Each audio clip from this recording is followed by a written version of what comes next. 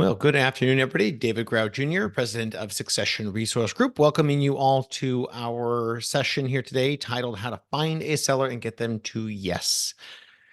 This is part 2 of our AUM Accelerator series. If you listened to me talk through part 1, you will know that each of these sessions can be listened completely independently, although they will obviously build on each other in terms of cumulative knowledge to help make you hopefully lethally effective out there in focusing on adding inorganic growth to your growth strategies. So today's session is focused really on finding sellers, whereas session 1, if you didn't get a chance to listen to it live, you can listen to the recording of it. Session 1 last week was all about internal preparation.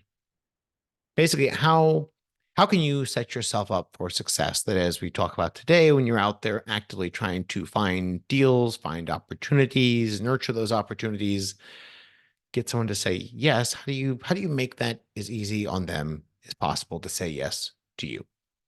So session 1 is probably the least exciting part of this series because today it's all about finding sellers. Session 3 coming up next week is on structuring deals, financing, all the technical aspects you need to be the smartest person in the room. Part 4 is then keeping what you have bought. So again, they continue to add to your cumulative knowledge, but session 1 is, while it may be the least exciting part, it's also sort of like the fundamental stuff that really can trip you up inadvertently when you put time and effort into what we're going to talk about today. So quick housekeeping items for those of you online, listening, watching the video. This session, like all of our sessions, is being recorded. You will get a copy of it automatically in your inbox, I believe, within 24 hours. You should have it about this time tomorrow. If you'd like to re-listen to it, obviously, share it with others that you think would benefit from it. Again, sky's the limit. We will get that to you automatically. Beyond that, if you have any questions, there is a Q&A panel. Again, if you attended last week's session, you will know, as well as any of our other sessions, I will be actively watching that Q&A panel. If I can answer your questions just organically during the course of the presentation, I will. If it's something better just saved towards the end, or frankly, even a real specific question, we'll just mark it as something we can answer offline for you, but don't hold back. And say there's no such thing as a dumb question. Occasionally we get some dumb questions, but really it's not as if it's a dumb question. It just is a really particular question to you, just not appropriate for the audience. So we will get back to you. Our session will be recorded and be in your inbox. We'll still follow up with you afterwards. You'll find our team will reach out to you when the session's all done. We're not going to follow up with you after each of the individual sessions, but our team will reach out. They will check in with you if you need more resources. If you missed one of the replays, if you'd like a copy of the deck from today, last week, next week, or any of the other sessions that we have done, again, when our team reaches out, just let them know what you're looking for, and they'll be happy to get it for you. Without further ado, let's dive right in. We've got a lot of content today. This is a session that, frankly, you could probably spend 2 or 3 hours on. It's also one that I have done it live with a group in sort of a study group format. It's a lot of fun to be able to have a dialogue here with folks like you that are active and interested, maybe even have done a deal or two before. But alas, for the sake of time, making sure we've got time for your questions and get you back to your busy schedules, we'll keep you all on mute. But again, I do encourage you to use the Q&A panel. I will be keeping an eye on it throughout the session. I will be leading it, David Grout Jr., president of the company. Again, if you don't know us, don't know me, our team, so we've got a team of 17. We're headquartered in Portland, Oregon. All we do is mergers and acquisitions for independent financial service professionals like yourself. So that covers RIAs, folks affiliated with a broker-dealer, CPAs, insurance agents. That's about as far afield as we get. But we've got a lot of folks now that have 1 or 2 of those lines of business, sometimes all 3 or 4. If it's financial services, you're an independent business owner, that is who we help. And I mentioned we do mergers and acquisitions. I personally have been doing this now for the better part of 20 years. Started in earnest in the industry back in 2004 and have dedicated the rest of my professional career ever since to this, succession planning, helping you all, frankly, indirectly, effectively create more sustainable businesses. Again, today is about mergers, acquisitions, and inorganic growth. But at its core, I mean, growth is a key part of generating a sustainable business that the next generation can take over. So that's what we hang our hat on. We are a succession planning firm. But even thinking about just mergers and acquisitions, I mean, that still covers a lot of ground.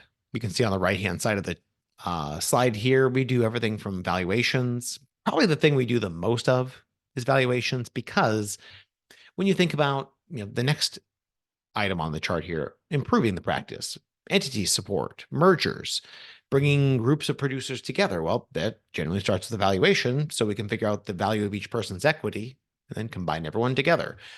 Death and disability plans under the protection element, equity sharing, all that is basically starting with evaluation and then beginning into the real work. So we do a lot of valuation work. We have form contracts that we leverage. I mean, really, really good evolved form contracts that you'd spend, I mean, tens of thousands of dollars with local counsel. You just wouldn't spend the time and money that we've spent, because we have the benefit of being able to, amortize that cost across hundreds of clients, every year.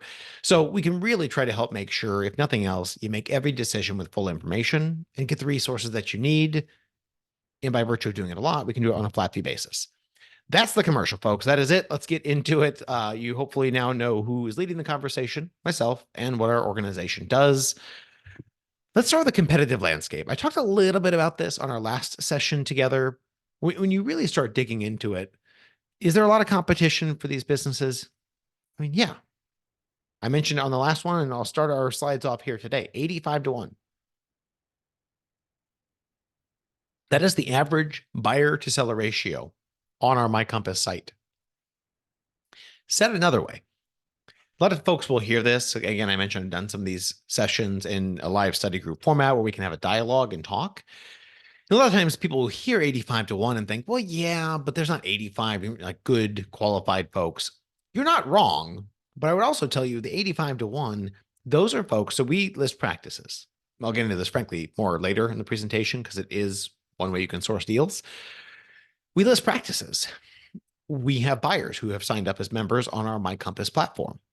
When they sign up, it isn't just name and email address. I mean, that is step one. But step two is then completing a buyer profile. That buyer profile it's a lot of information. It's the information we would need that if you came to us and decided to list your practice, you want to find buyers, help us negotiate, get the best deal from the best candidate. It's all the information we would need to try to help match a seller with a buyer, or at least all of the quantitative information. So it's a lot. The 85-1 is those folks who have completed that detailed profile, that when we list a practice, we've got 85 folks in our system that have completed that profile that express interest.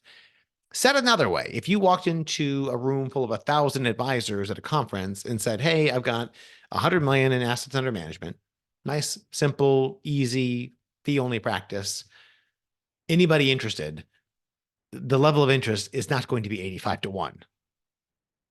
You will probably have just about everybody in that room raising their hand that would be interested, because frankly, we see it time and time again. Everybody is a buyer until they're a seller.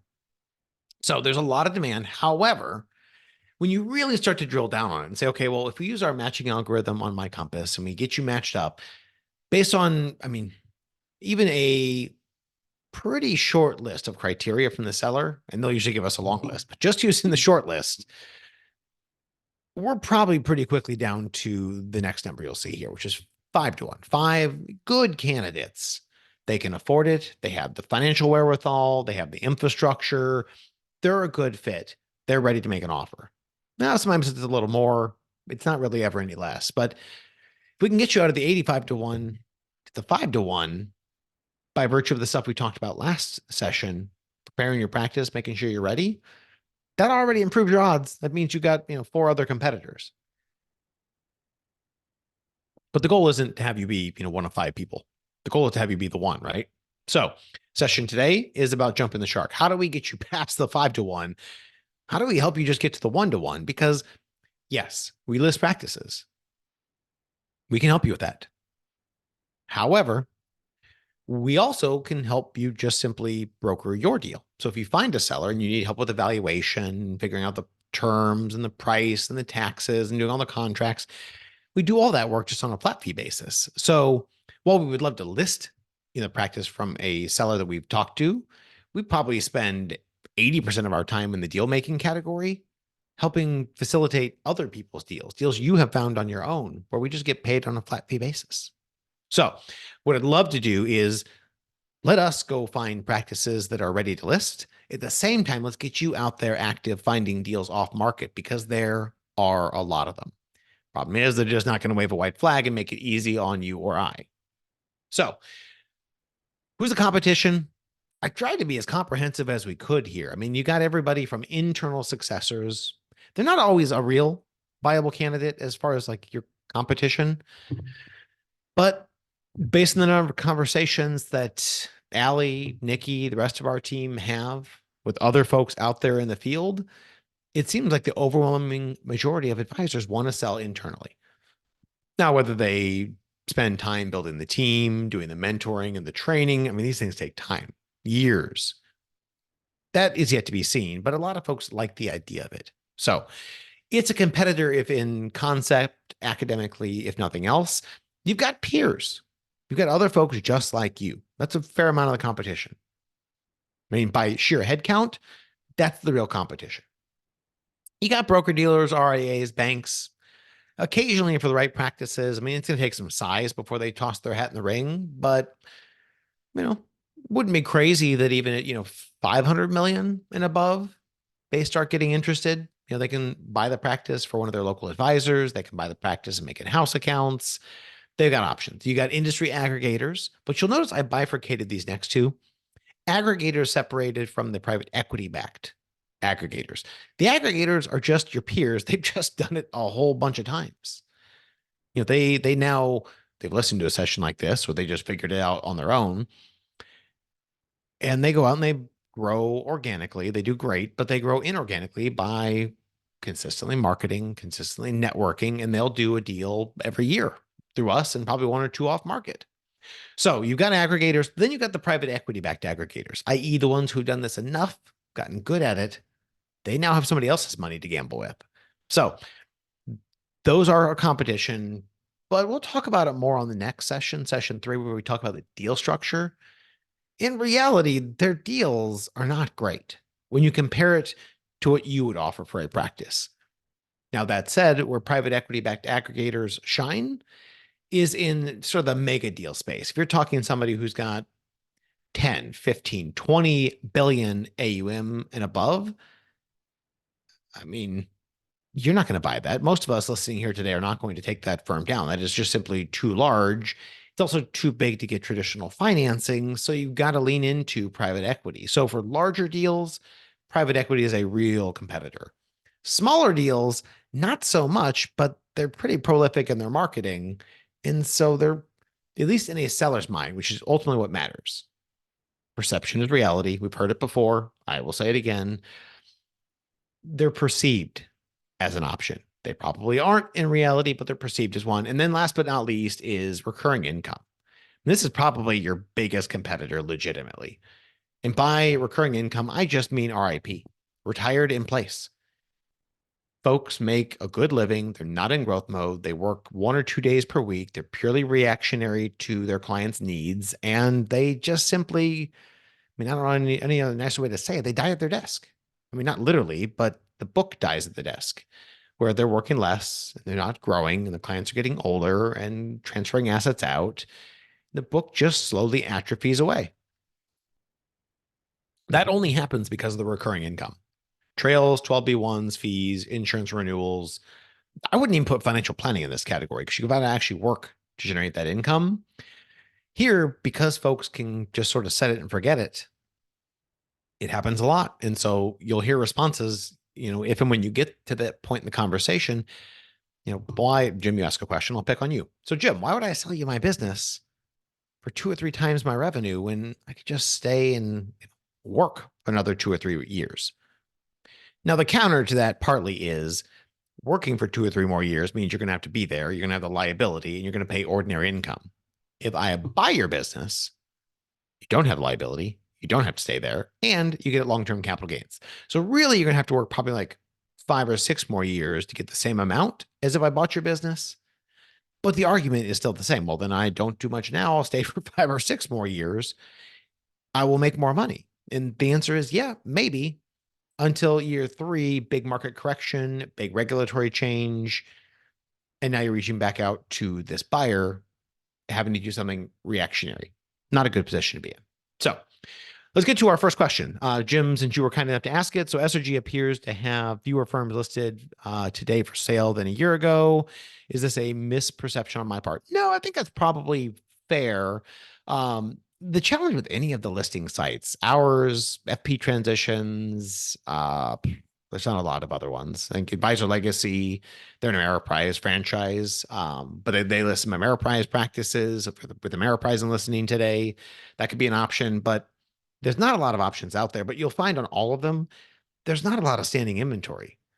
So the challenge is with the 85 to 1, there's a lot of interest. There's a lot of good quality, capable buyers. So we probably have, I don't know, there's probably 10 or 15 that are either actively looking or pending, as in like they accepted an offer, but they're not closed yet.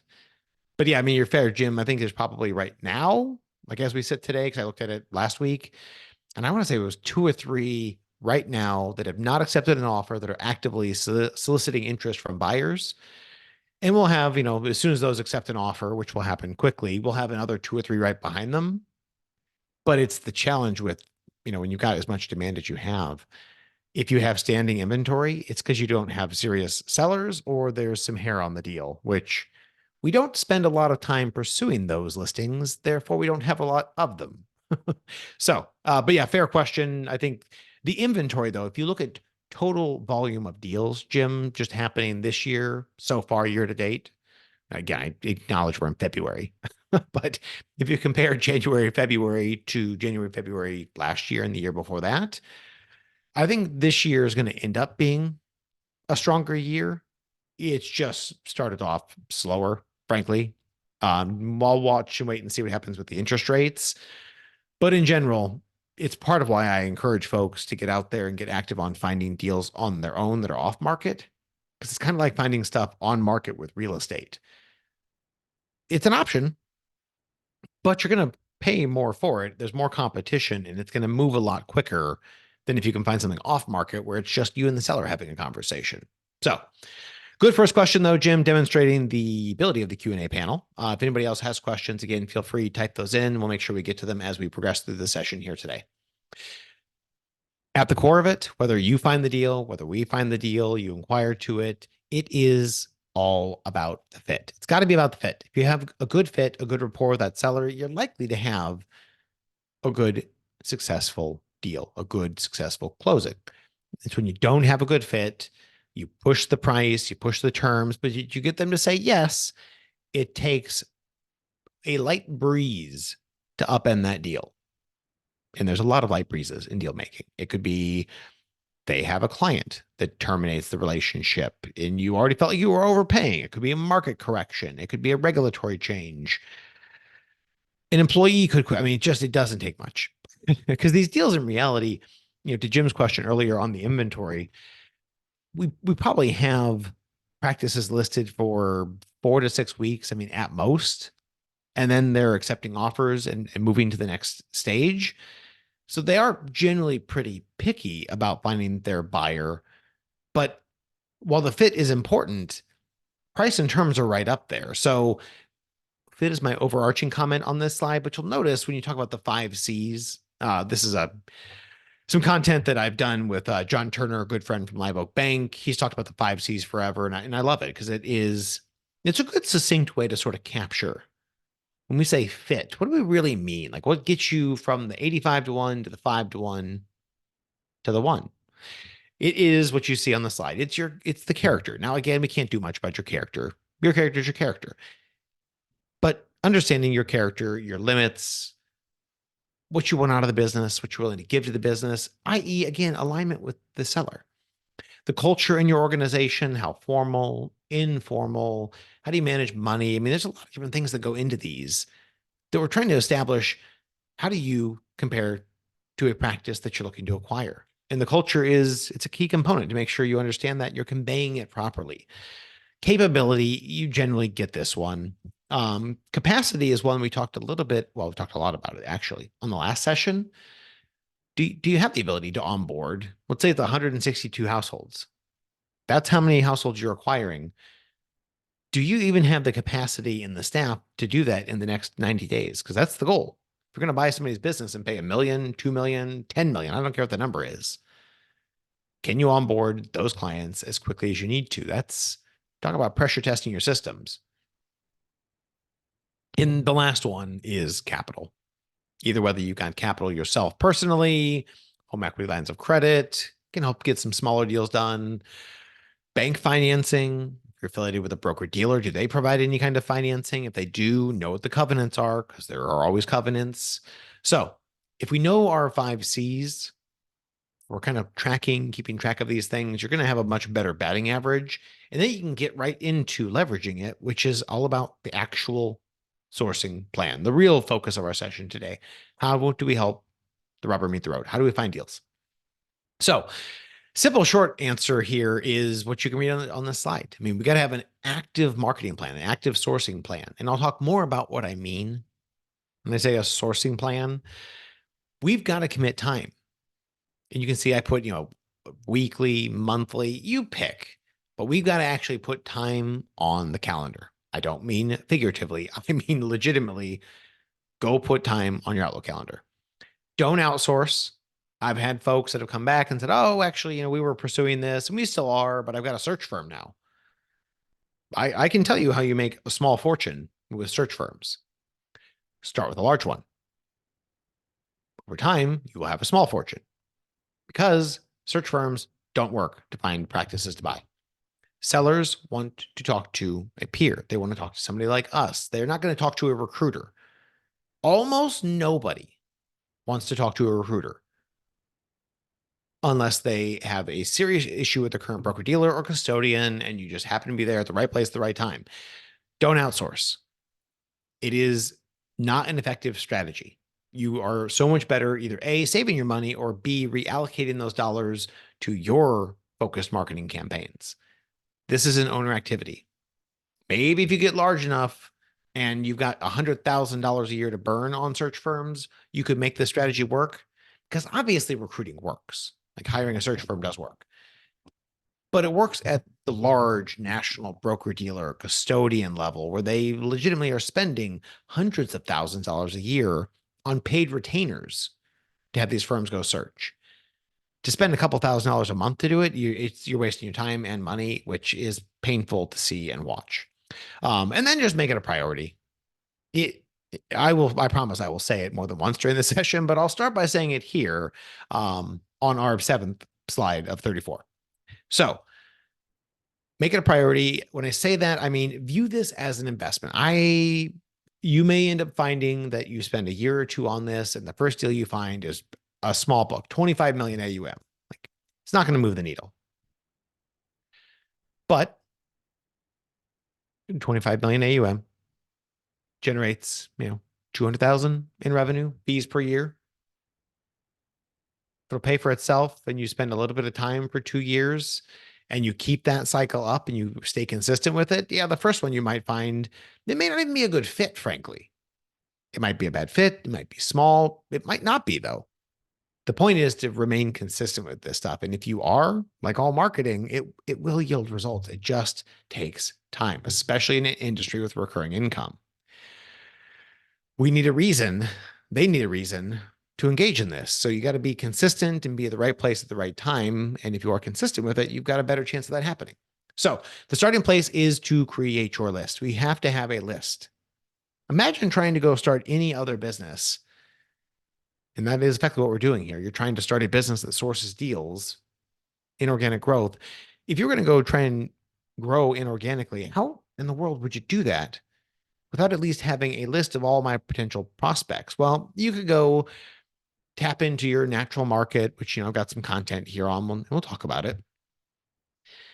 But the odds are not in your favor. If you can get a list of every single advisor over the age of, let's say, 60 or 55, who's an independent business owner, some minimal level of production, and is in the target market or target markets you want to be in, that's a pretty good starting place. So start by creating the list and just finding who in the world even goes on that list. And you can see I've got some prompts on this slide for you. Do you want to just look local because you've never done an acquisition before? Have you done one or two before and you might be okay with a remote or semi-remote acquisition?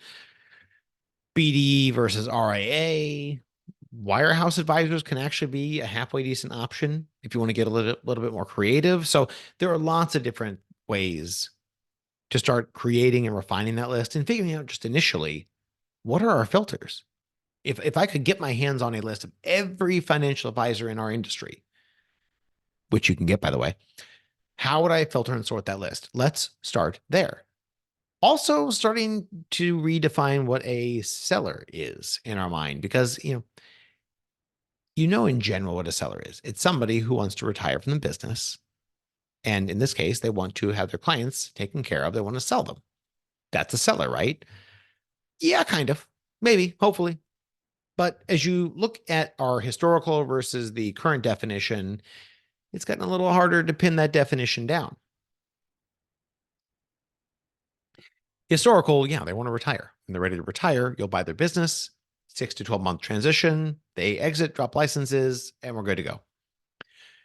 And I won't say that doesn't happen because it does still happen, but there are a lot of other options between staying and working full time and selling and walking away. Those are our goalposts, but there's a lot of room between those two goalposts.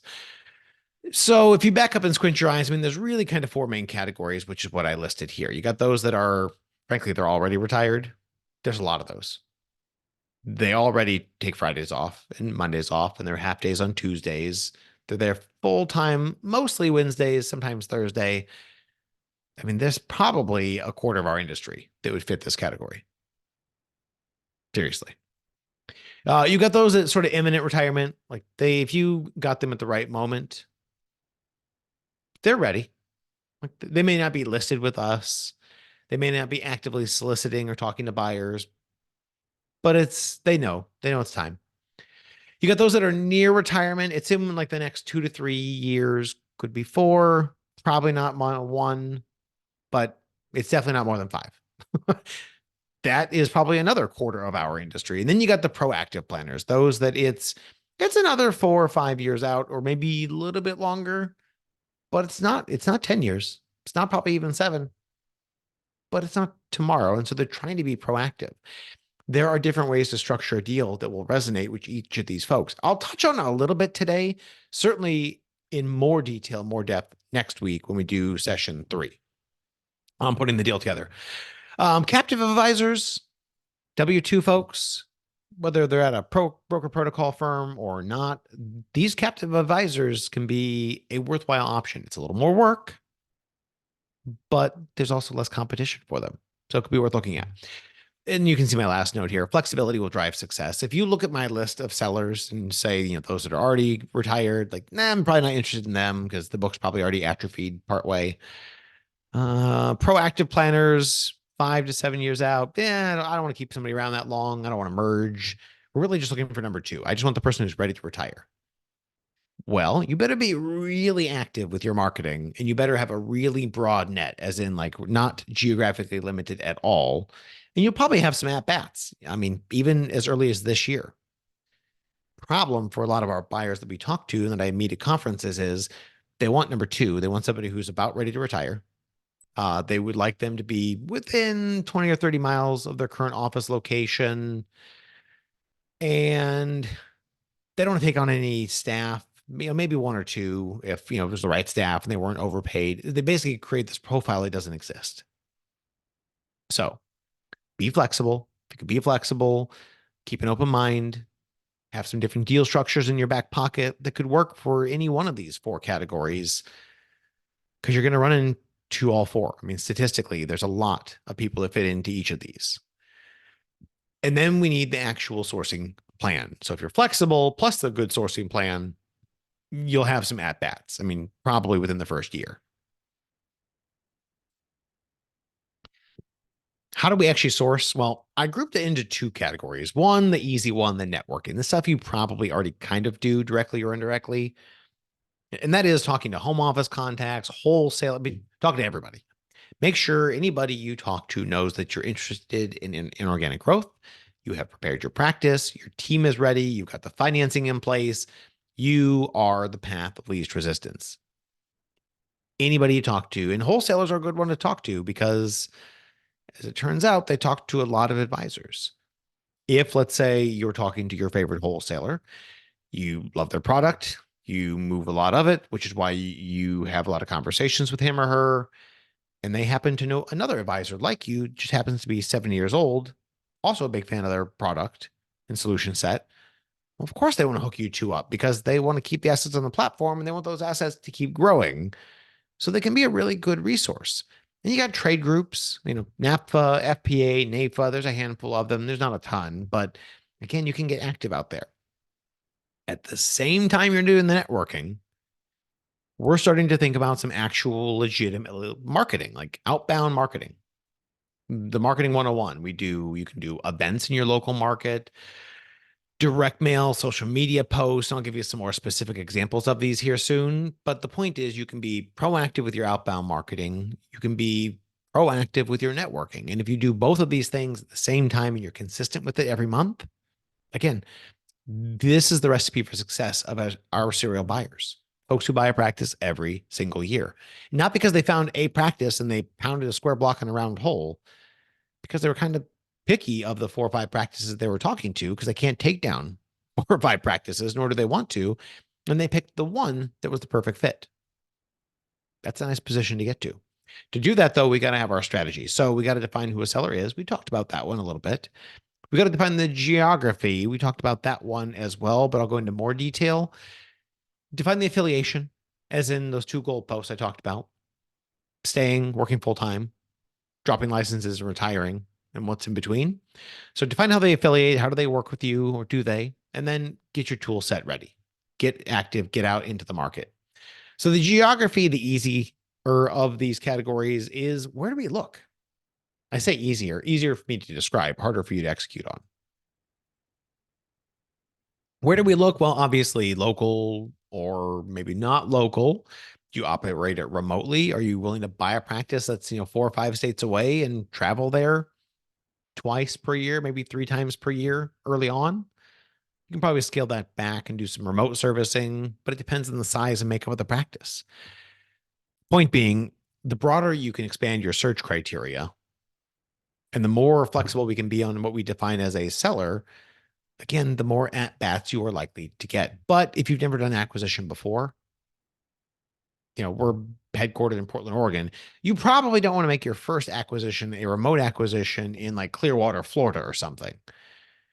Could you pull it off? Sure. Is it going to be a heavy lift? Yeah, probably. And also the seller's probably not going to pick you because I'd rather have someone who's a little bit more local that is not going to have as much, at least perceived risk. But if you've done a deal or 2 before, even without having completed a deal, if you're listening today, in reality, how often does a seller meet with their clients face to face? Maybe once per year, probably once per year, we would hope. Could you continue that same pattern, going even from Portland all the way to Florida to do an in-person meeting or 2 per year? Say we double the service model. You're there twice per year, face to face. We get a local office or we maintain their office. All of a sudden, it seems like a semi-viable strategy. And you know what?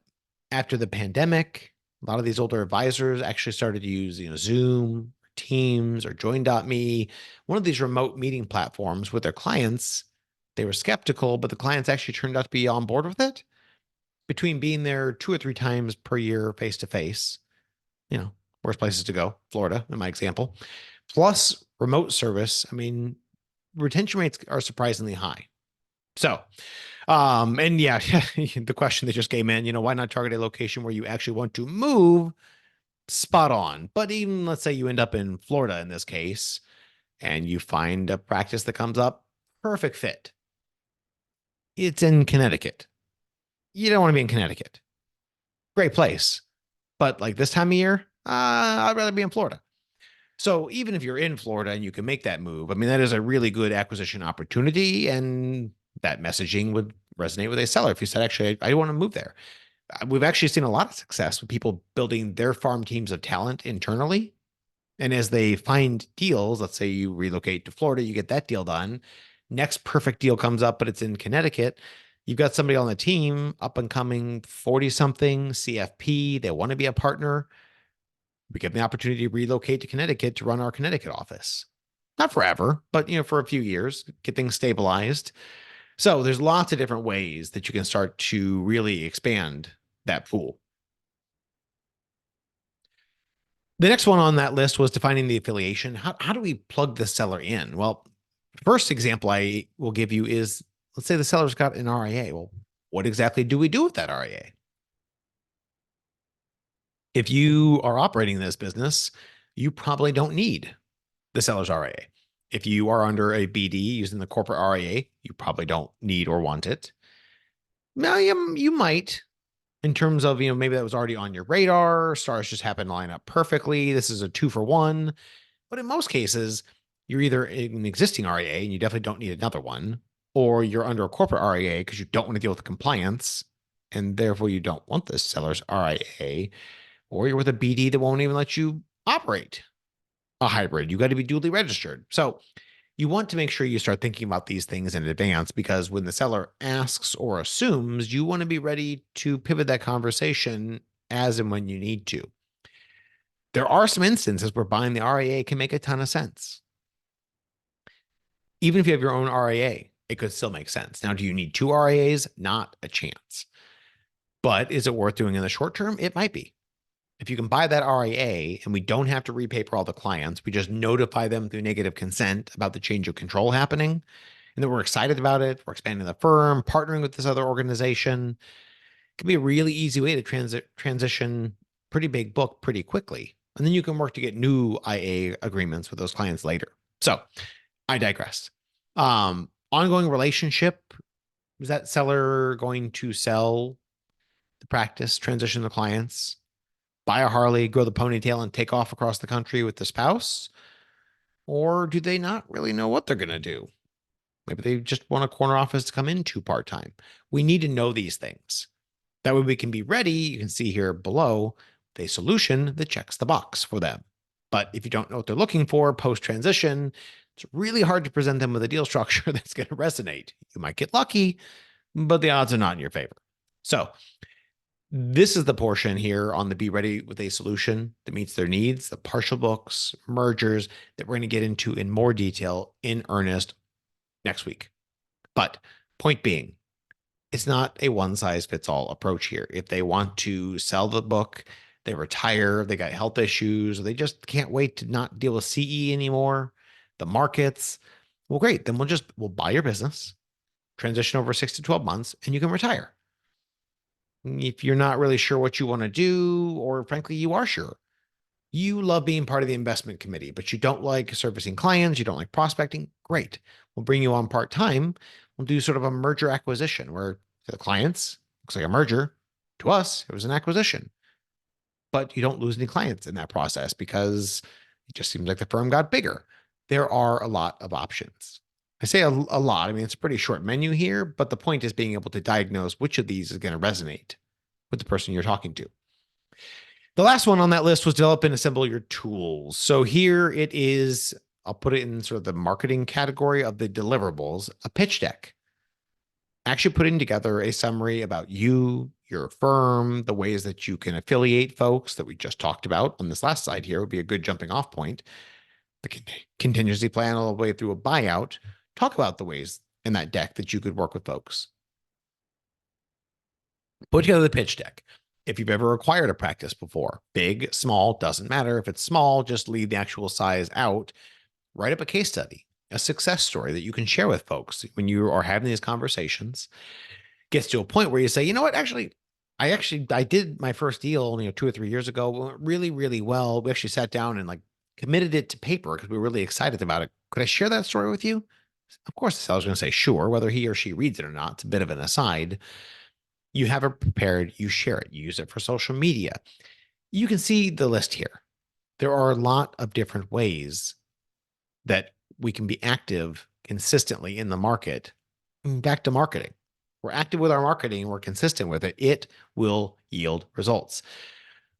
but we need someone to send the pitch deck to. We need somebody to connect with on LinkedIn. How do we do that? Well, we need, back to where I mentioned earlier, the list. We need to develop the list. A couple of simple answers here. Number one, buy an industry database. It exists. There is Advisor Pro, there is Discovery Database, that's pretty much it. There were a few others. Discovery bought them. I think there's really just two main ones. There might be a few others. Feel free to drop it in the chat if anybody knows of any other ones that I am missing here. But are they cheap? No. But if you went and spent $20,000 to get the list and you now have access, you can filter, sort, target, and you get one deal out of it, it's probably still worth it unless you got a really small deal. But even if you're consistent with it, you'll get another deal. You'll be able to amortize this cost. But you don't have to just go with buying an industry list because they're not inexpensive, but they do exist, which is nice.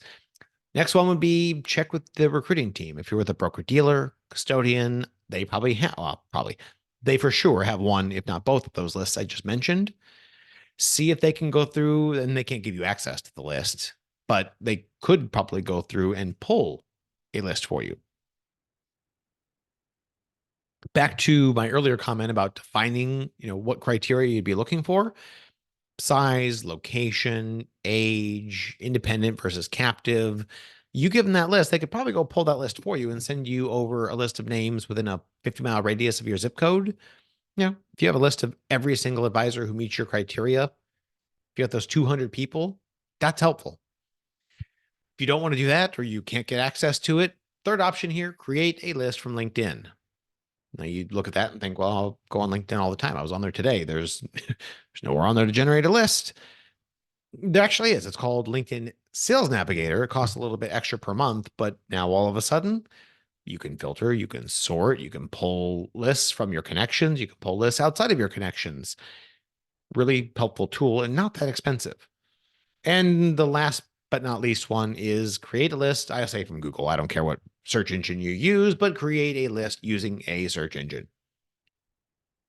This is deceptively simple. I would show you, but it's so simple that it doesn't even necessitate a demonstration. Go to Google, DuckDuckGo. I don't care which browser you use, but go find a search engine that you like, type in financial advisor and your zip code. So I'm here based in Austin, so I'll put financial advisor 78641. I hit search. I get a whole bunch of results. Now, if you're doing this while we're listening, A, kudos to you for staying interactive. Two, you're looking at this list of search results thinking, well, thanks, David. Now what? Click over to the images tab and you know what you're looking for. You have a whole bunch of pictures of financial advisors. We're looking for the old people. White hair, no hair. Hold control. Click on each of the links under their pictures. Open them up in a new tab and just start doing some research. Put them into an Excel sheet. Copy, paste, type it in. It'll take a little bit of time, but you're basically going to end up creating a list. This part you could actually outsource. You could have somebody on a virtual assistant solution set go do this for you. You could have your assistant in your office do it, or you could do it. But get that list pulled together. Lots of different ways to do it. If you have the list, then you can start dripping on them consistently. You can reach out to them on LinkedIn. You can do your homework. You should do your homework, whether you bought a list, whether you built your own list, you got it from somebody else. Start reviewing their website. Google them. Check out BrokerCheck, IEP. Hit the basics. Aggregate that information in your spreadsheet. Or, God forbid, put it in your CRM system. Even better, but make sure you create a second pipeline for not just the organic growth with your clients, but the inorganic growth engines. Because again, we want to be able to bifurcate these two things. And frankly, if you're using Salesforce, HubSpot, any of the big CRM systems, I mean, and Redtail could probably do it too, but different pipelines for marketing.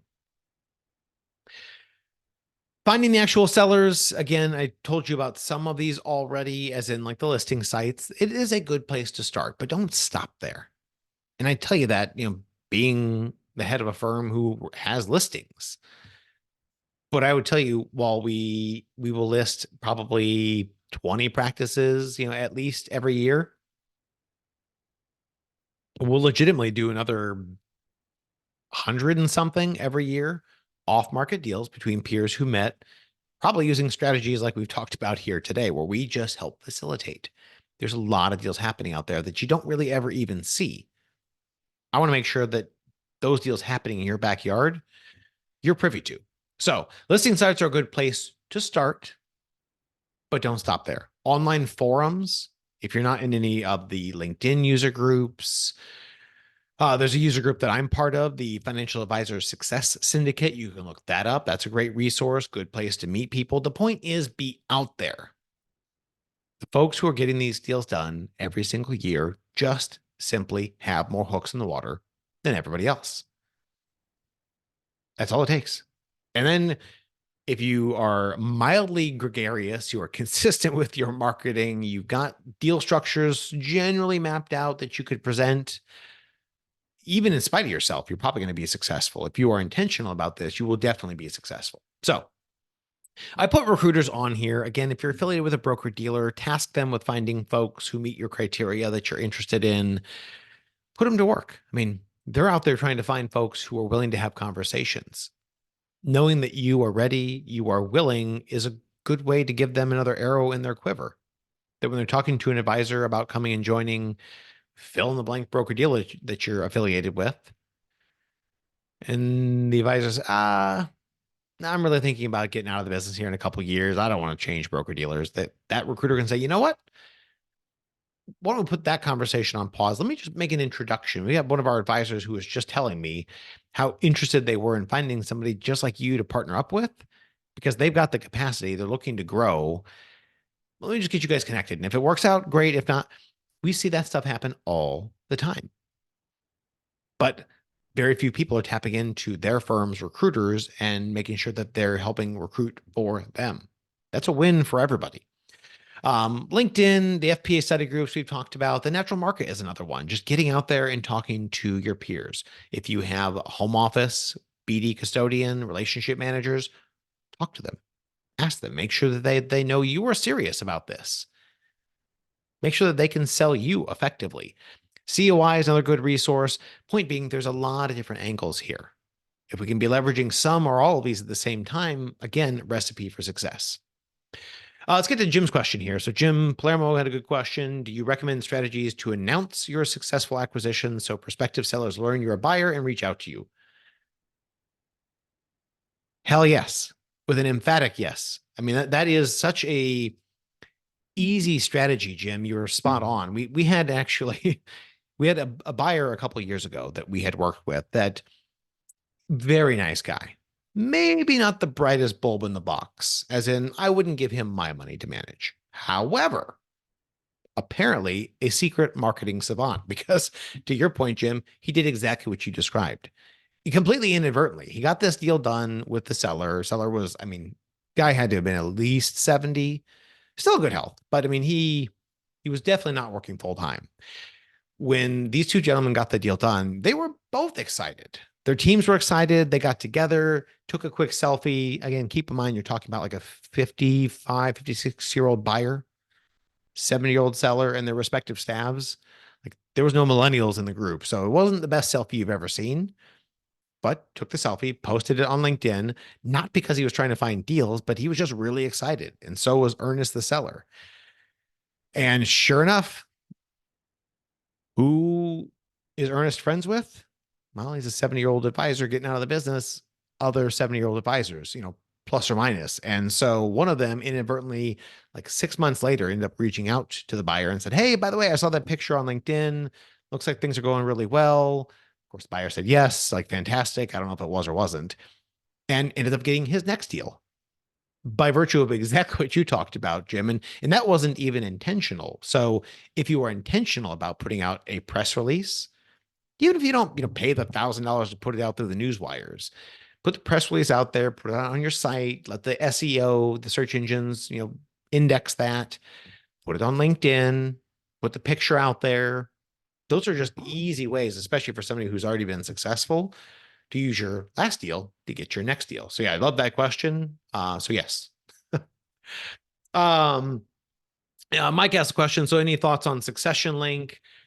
I said listing sites. and I intentionally left that one off. It's a fine site, at least in concept when it was originally launched.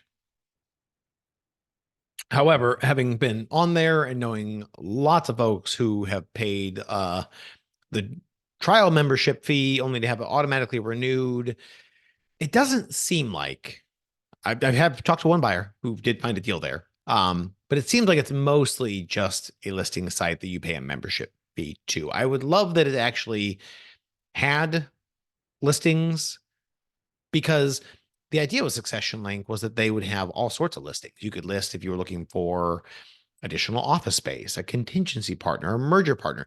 That's not stuff that a listing site like Succession Resource Group would deal with, or FP Transitions. We have active sellers. And so the idea behind it was kind of cool, but unfortunately, I haven't seen enough folks have success. And just judging based on, we don't get it as much anymore, but when they were spending a lot of money advertising, we would get calls. I mean, every single week calling, complaining about, please cancel my membership, refund. The site's not working. I've sent out 100 inquiries and I get nothing back besides other buyers. I have to stop them and tell them, hey, you called Succession Resource Group. I think you're looking for Succession Link. Here's their phone number. No one's going to pick up, but you can call them. So again, I digress. Good point to bring it up, Mike. I had omitted it because I just don't really even think of it as an active source. But at the same time, there could be sellers there. And if it costs you a couple $100 per year to kick the tires on it and find out, I still don't think it's the worst use of time and money. So I would put as many hooks in the water as I can, because it only takes one of these deals to hit to make you look like a savant. But at the same time, you want something for the money you're spending. So tread cautiously. I would tell you, folks who sell practices, they don't generally need to charge fees for a membership because they get paid to close deals, which is where we're at, for example. So I put up on the screen for you here. That's a QR code. If you don't know how to use those, you can grab your phone, bring up a camera, point your camera at that QR code, and it should pop up so you can just click a link. It'll just take you right to our marketplace. You can sign up, create a buyer profile, but you don't have to. If you want to see what's available, you can see current listings, you can see closed listings, you can see more if you get signed up. But anyway, take a look at this when you have time. The buyer profile is long. You're not going to complete it as we sit here today, but it is a worthwhile investment. We do not list wirehouse advisors, but they're worth at least looking at and pursuing as we go back to the conversation about you building a list. So think about building your list, because if we focus on the independents, that's going to be the easiest for sure. But at the same time, there's more competition. If you look at the wirehouse advisors, their sunset deals compared to you buying their practice, it's not even comparable. However, you have to get more educated if this is a strategy you might want to pursue. Good news is we have a big, long white paper that we actually did a couple of years ago with Live Oak, studying this very topic, looking at the very best sunset programs available for a wirehouse advisor to just stay put in sunset, as opposed to upending their life right before retirement and selling the book to you, coming and joining you where you're at. However, if they were willing to do it, you will notice here, far right-hand side, the math when you look at the after-tax result of the best sunset programs available on the street as compared to just an average sale in the market, 300% difference. I'm rounding up, but it was like 299 point something percent. That's a big delta. They could lose half their book, come join you and sell, and still be net positive. And they're not going to lose half their book, especially not if you're with a firm that's done this before. So not enough folks spend the time and effort to go after the wirehouse advisor because it's a little bit different. It's a little more work, not really as much competition. So I think it's worth considering. At the end of the day, wirehouse, independent, CPAs, insurance, I don't care where you're sourcing the sellers from. If you're consistent, it will work, but you also have to lean into the skills you already have. And that's 2 ears, 1 mouth. Just get them talking. Listen, try to focus on the fit, demonstrate to them when the time comes that you have the capacity, that you have the ability to learn from them, even if you don't have any intention of it, that you can learn from them. You may not actually implement it, but you can learn. And be the path of least resistance. Know more about mergers and acquisitions because, frankly, some of them will have an unhealthy view of mergers and acquisitions and expectations of multiples. They may not be informed, but it's still their expectation. So you can see our 3 simple steps here. You can dive more into that later. As you start actually searching for these deals, I'm not going to read this to you. I wanted the deck to be available to you so you have this content for later. Is you can call them, but you're not going to start by calling them. We're going to try to warm this list up because you've created a list. Well, we can reach out to them on LinkedIn. We can send them letters. We can send them posts. We can do a lot if we have that list. And eventually you can get to a point where you do call them. And I've included a sample script here that we've seen. Actually, I've seen field leaders demonstrate this with one of the broker dealers that I did a workshop with. He actually did this, called 5 people, and he actually got some responses, surprisingly. So we figured we'd share it with you because I have legitimately seen this work. And then you just get back to the actual marketing. Meeting preparation, as you actually get some responses, I wanted you to have this just as a simple, very simple, mind you, checklist. Meeting preparation, building the rapport, focusing compatibility, and then what are our next steps? Again, this is meeting prep for you before you have that meeting coming up, just as a quick refresh, keep the gears turning. When it comes to sourcing these deals, I mean, at the end of the day, you were trying to build relationships and rapport. So eventually, the hope is that someone picks the phone up and calls you or emails you back or reaches out on LinkedIn. And our goal is to get them to go meet us for coffee or grab lunch. I don't care what it is, but let's say it's coffee. Goal of that first coffee is, well, you can see my subtext down there, get to know them as a person.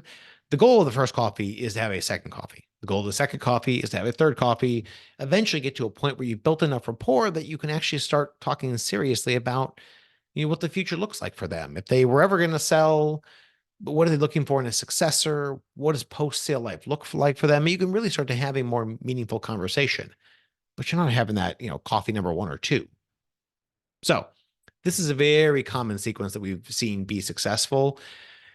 Best practices, as our takeaways here, active sourcing plan.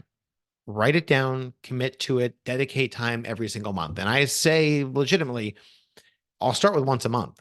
Put time on there once a month for 1 hour. And for that hour, 12 times a year, all you're going to do is focus on inorganic growth.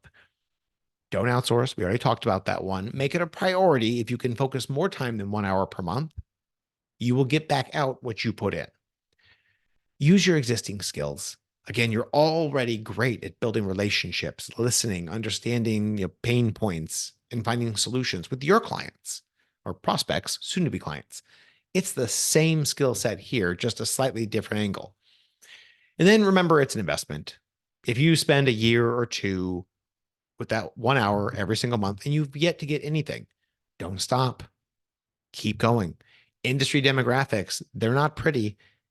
We've heard, if you've read, there's been talk about sort of a silver tsunami, this aging baby boomer group. We haven't seen it yet, but the sellers are out there. They don't know their options. They're sort of retiring through attrition. You can be that option, but you got to be out there and be consistent with it. But build that pipeline and don't ever stop. What could trip you up? Just a couple quick hitters here to wrap us up and bring us home. Lack of commitment, lack of time. I mean, that really ends up getting people. Maybe you'd be surprised. I talked about it on the last session on the preparing, is the lack of time. We'll have folks that they got signed up on our site. They've been actively sourcing deals. They completed that long profile for us, and we found them a good match. Told them, hey, if you're interested, they said, yes, I'm interested. Let me know. And we said, great. We are trying to get some meetings set up between you and the seller for next week. They said, ooh, next week's no good. I got appointments. Then I'm going to be at a conference. So let's look at the second week in March.